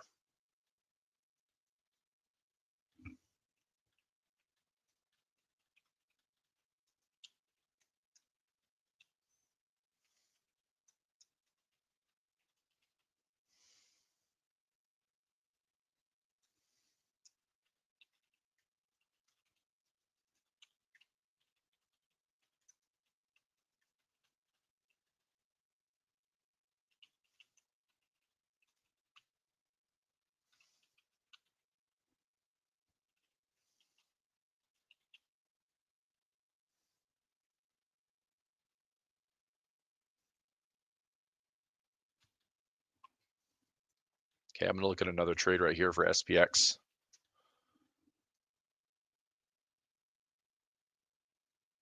Let's go today.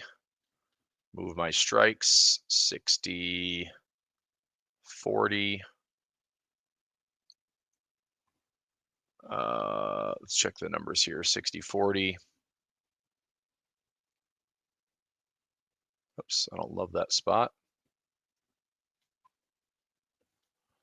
Keep it mechanical. 60, 40, 10 wide. 59, 55, 10 wide, $1.75. Take another trade here.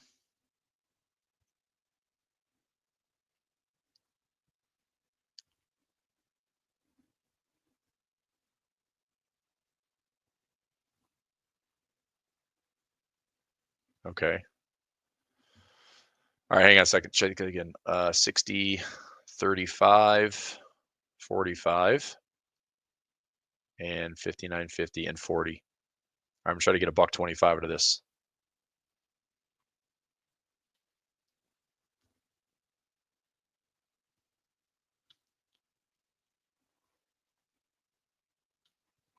$1.30 not filling. $1.25. Let's go. $1.25. All right. Throwing in a little trade.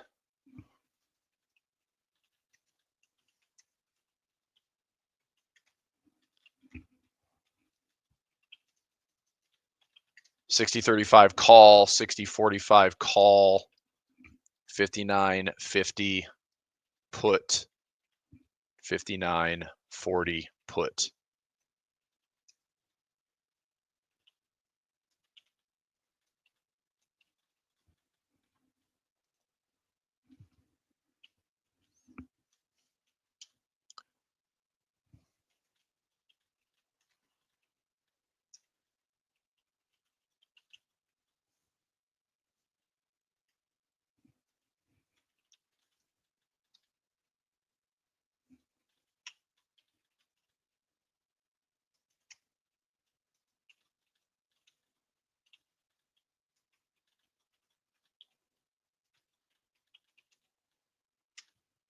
Okay, add that in.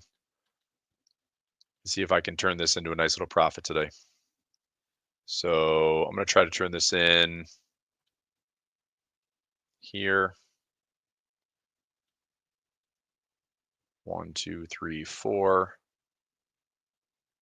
Close. 25. Okay. I'll keep an eye on that one today. All right. Couple things. Let's keep going. Some of the top down, we did gold, oil, silver, Bitcoin, some of the international markets, Mag 7, Berkshire. Let's switch back to this chart here. Holy crap, man. Everyone's loving Berkshire Hathaway. Why? Because Warren Buffett has one of the biggest stock, or one of the stock sells. He was a net seller of stocks last Q3. Also Q4, he has one of the biggest cash stockpiles, and somehow this market's benefiting. Also, they had positive earnings. So Berkshire, that's a pretty big rip, man. 480 to 497, that's a pretty big jump on Berkshire. Probably more so than what the market would have expected. I would have expected a lesser move. Still, ratio spreads looking good for March. Glad I'm in that trade. Here's some bond action.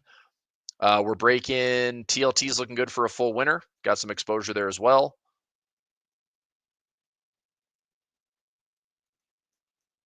TLT. Just reminds me of an AC/DC song. Up around $7,600 in TLT. My call side is 92. So if I'm selling the 92, this is out to April. If we're greater than 92, which is this chart alarm, that's 91. If we get greater than 91, 92, I might just accept the trade as is. So a 65 by 91 gives me a $26 credit, and my debit is around 2132. Oops. So 26 minus 21.32. I get 468 a contract. I'm in for 4 contracts. That's 1872. That's a good little play. That's about a 1% position on bonds. I don't know if I'm going to do too much more than that, outside of if it's like, crazy in the money or at the money, then I might look at a roll to go out to like May. I don't know if I get the expirations that I want in TLT. I go to May 16th, May 30th. So that's probably the window if I'm going to roll it. I would consider rolling maybe by 30 to 45 days. That's about it.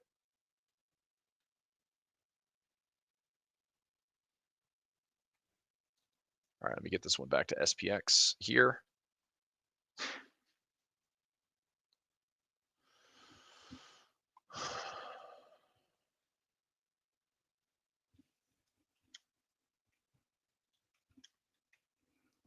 Set a price around 6,000s. Trade of SPX 60.35.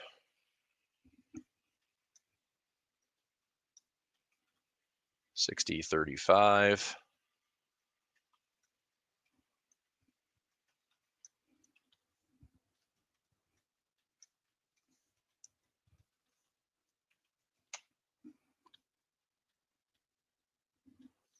Okay, so I'm going to set a chart alarm down here at 60.35.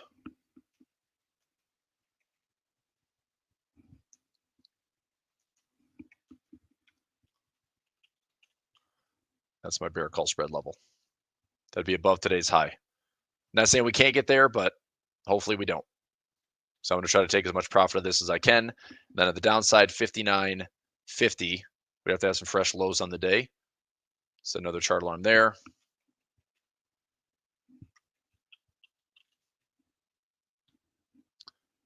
Okay, keep an eye on this one. All right, I think that's about it for me. Top down wise, I think we're good. Mag 7 wise, stocks, bonds are up. Yields dropping. It's kind of nice to see for the first time in a while. I think it's still going to be somewhat sticky, so not like we're like in the home stretch. Yields are going down. That's good. Hopefully that reflects in our mortgage rates, anything borrowing, financing, refi, whatever. 10-year yields, everyone should be encouraging this one to go lower. What's interesting, though, is like going lower and then watching the stock market sell off. That's not really great either, right? So we'll see. I mean, I don't mind a lower yield, that's for sure. But if it comes to the pain ahead of, I could see us getting down to like the 4.1, maybe 4%. I mean, I don't think we're coming back down to this level here. Unless things get really ugly out there, I don't know if we're coming back down to like 3.6. So hopefully we're not going higher. Maybe it's just a range. Who knows? But there is a lot of potential movement ahead. I think as long as we keep looking at, TLT, IEF, SHY going higher, then we should know that bonds go up, yields go down. That direction's a good thing. That's why I'm long TLT.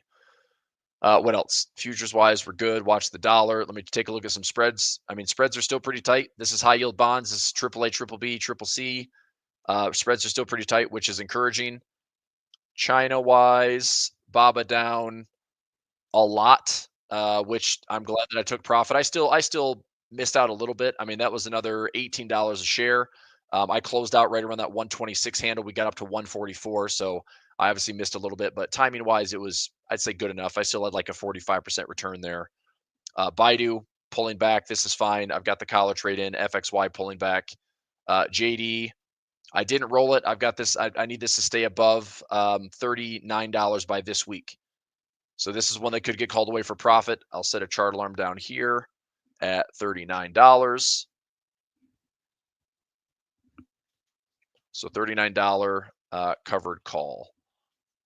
If it gets called away, I'm going to make I don't know, close to like $600 or $700 per account on JD.com if it stays above 39. If it doesn't, I'll roll it. There's earnings next week. If earnings are positive, cool. If our earnings are negative, I'll have a collar trade on so I can have some protection. SCHD, SCHG, these are two other like allocators. If you don't want to trade SPY or trade QQQ, these are dirt cheap, and they're also a really good representation of like the broader market. So RSP, look, if you want less volatility, here's what I'll say. You want less volatility in your portfolio, RSP, QQQE, SCHD, and SCHG. Those are good ways to play some volatility. IWY and IWX, those are small cap diversification, but also takes away a little bit of the pain from having 2,000 companies having about 70% that make $0. So it's a diversified Russell take. I'm a big fan of dollar cost averaging into all of these. So if I could put in 1,000, 1,000, 1,000, I mean, I would do that. I don't know which one's going to outperform. I don't really care. But I think this would help eliminate some of the excessive volatility that we might experience in the markets this year, right? If the VIX spikes up to 30, 40, 50 again, if we see a 10 to 15 to 20% correction, you're going to feel that way more so in the SPY, the Qs, market cap weighted indexes, futures, but equal weight, spread it out. Not one stock has as much clout and as much emphasis as like, what we've seen with Apple, Nvidia, Microsoft, Google, Netflix. I mean, all the Mag 7s have just played way too much concentration in the market cap. So this is a way to diversify and keep that volatility a little bit lower. Now returns are going to be, the same. It's like interesting fact, market cap weighted versus equal weighted performance. Actually, I don't know if you know this, but an equal weighted portfolio has actually outperformed in the long run over like 40 years. Not by much, but it still outperforms, and the ups and downs are just more steady. The reason that it's like people get excited about the market cap weighted, like the SPY and the Qs, is because they have years that are 20, 25, 30% upside, and everyone loves that. And then the equal weights are left behind at like, 5, 6, 7% gains. But if you're in an environment where the market is like, who knows, is it risk on, risk off? It's all sorts of drama and all sorts of like head spinning volatility. Take away some of that volatility by spreading out some of that risk into things that aren't nearly as volatile and as sensitive. So that's what I like. All right. That being said, I'm going to let you go for today. Thanks, everybody. Thanks, A1. I'll be back at it tomorrow. All right, bye. Thanks for watching today's A1 Trading Show. Be sure to subscribe and to turn on notifications so you don't miss the next one. Want more from A1 Trading? Check out the links in the description below or our website a1trading.com. We have lots of free trading tools and channels available for you. We hope you have a great rest of your day, and we'll see you tomorrow.